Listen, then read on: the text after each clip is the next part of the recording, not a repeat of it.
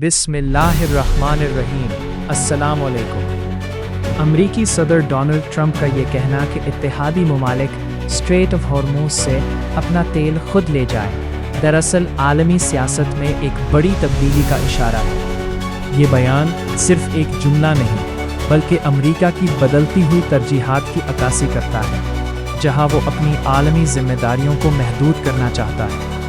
خاص طور پر United kingdom اور دیگر یورپی ممالک کے لیے یہ پیغام واضح ہے کہ اب انہیں اپنی سلامتی اور توانائی کے مفادات کے لیے زیادہ خود مختار ہونا پڑے گا۔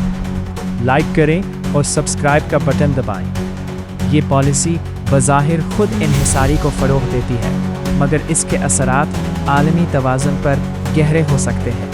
اگر بڑی طاقتیں پیچھے ہٹتی ہیں تو خلا کو پر کرنے کے لیے نئی قوتیں سامنے آئیں گی، جس سے غیر یقینی بڑھ سکتی ہے۔ ایسے میں تعاون ہی استحکام کی کنجی ہے۔